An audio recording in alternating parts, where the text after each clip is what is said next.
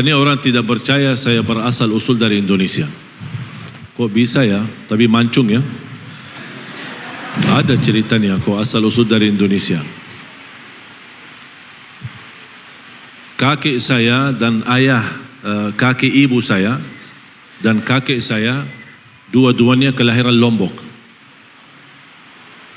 Tapi ibu saya tidak pernah cerita. Pas saya di Indonesia baru tahu saya ada keluarga. Kakek ibu saya istri pertama dari Bumi Ayu, istri kedua dari Madura, istri ketiga dari Lombok. Belum yang keempat sudah wafat. Dan beliau termasuk yang mampu menyatukan masyarakat Sasak di Lombok untuk melawan penjajah Belanda. Makanya dibunuh sama penjajah Belanda.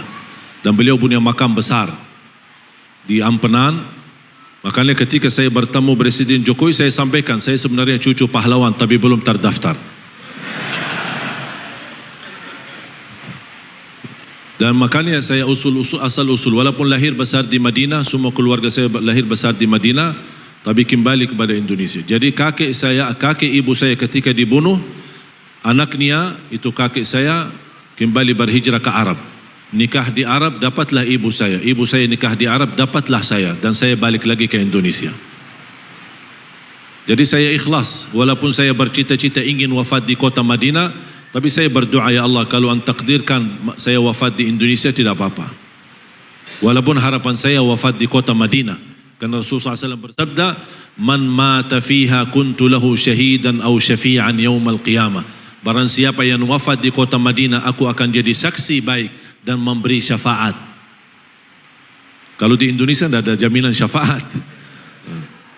Tapi insya Allah mana yang terbaik. Terus kita memperjuangkan, mudah-mudahan Indonesia ke depan lebih baik. Aman, sejahtera, makmur, baldatun thayyibatun rabbun ghafur. Dari Mataram ya? Ya, satu keluarga. Sudah hafal berapa juz? Hah? Baru 3. Baru? Hah? Baru 3. Berapa juz? 3 juz. 3 juz. Baru 3 juz. Inna waliyallahu alladhi nazzala al-kitab wa huwa yatawalla as-salihin.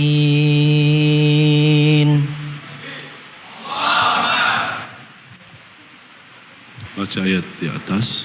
Salam.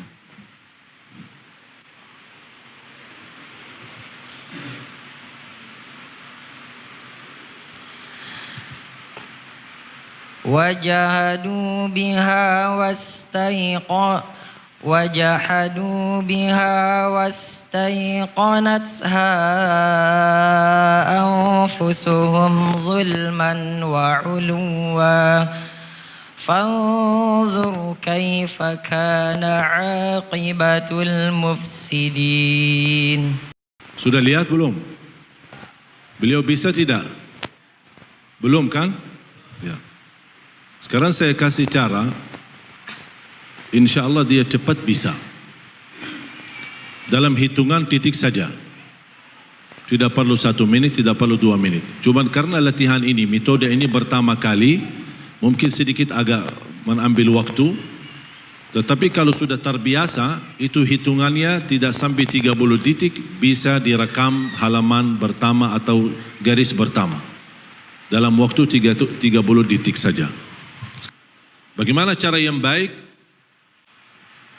Al-Quran dihadapkan kepada wajah dan sedikit digeser ke kiri. Tapi kepalanya tetap lurus. Hanya matanya yang ikut. Mata yang digerakkan bukan kepala. Mata yang digerakkan. Yang sekarang saya minta sama Anda, tidak perlu baca, tidak perlu dihafal, tidak perlu dibaca dalam hati. Ya, ingat pesan saya. Jangan baca di hati, jangan baca di fikiran, jangan dihafal. Saya hanya minta Anda fotokopi. Bagaimana fotokopi? Matamu lihat ayatnya. Anda scan. Kalau alat scan kita masukin kertas, keluar lagi, kira-kira hasilannya sama enggak? Itu alat scan begitu hebat.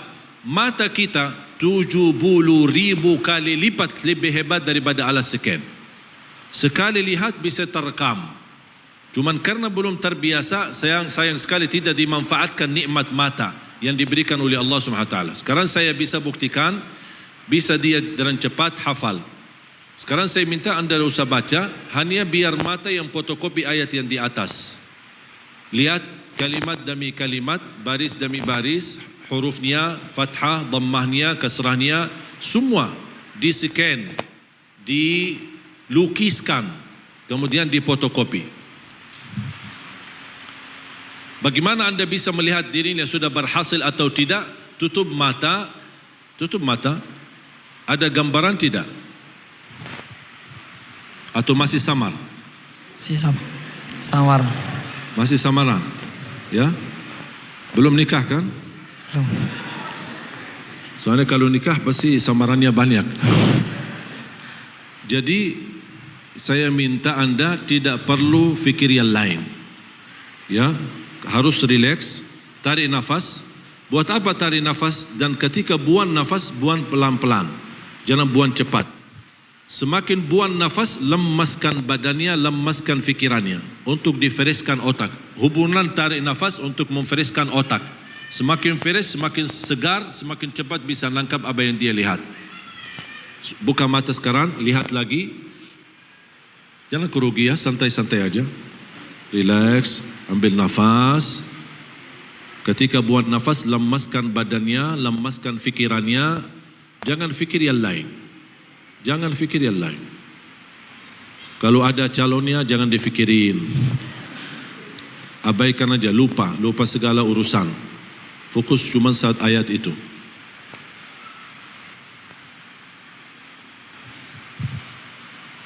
Jangan dihafal, jangan dibaca. Sekali lagi saya ingatkan, jangan terganggu fikiran kita dengan hafal atau baca di hati. Fokus saja mata. Mata yang menjalani tugas, bukan otak, bukan hati. Mata yang menjalani tugas mempandangi ayat dengan sempurna. Lihat aja ayatnya. Sudah mulai jelas?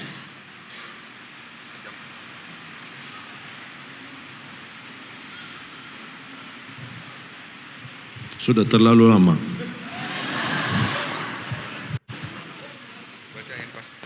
Sekarang tutup mata. Kira-kira jelas enggak tulisan tadi? Hah? Jelas? Tadi kamu fikirin apa? Jujur ya. Pas kamu lihat Al-Quran, ada enggak sesuatu yang muncul dalam fikiranmu? Ada. Ada? Apa?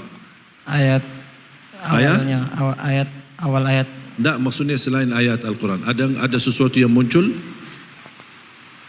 Misalnya pas begitu mau fokus tapi ada yang terganggu fikirannya. Misal ingat ayahnya, ingat ibunya, ingat calonnya, atau lagi ada hutang belum bisa lunasi. Muncul enggak sesuatu? Tidak ada. Kosong. Yakin? Yakin. Kalau memang kosong fikirannya, seharusnya tadi 30 titik sudah selesai. Tadi kamu terlalu lama. Grogi. Ya. Sekarang coba tutup mata. Ada enggak gambaran ayat tadi? Ada. Coba. Anda tidak usah membawa hafalannya, tetapi apa yang anda lihat ikutin, sebutkan.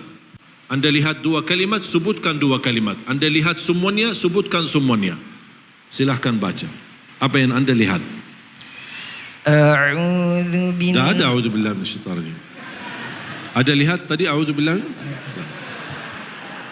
Makanya ini masalah kita tidak konsentrasi. Ya, jadi fikiran kita, Bapak Ibu, otak kita wallahi dahsyat. Otak kita ini wallahi dahsyat, sangat luar biasa. Hanya dengan sekali lihat bisa hafal sebenarnya, bisa sudah tersimpan, bukan hafal, sudah tersimpan. Tugas kita apa? Apa yang kita lihat dibacakan. Makanya jangan heran ketika para imam, termasuk imam tarawih. Saya ketika jadi imam tarawih, saya merasa Al-Quran di depan saya.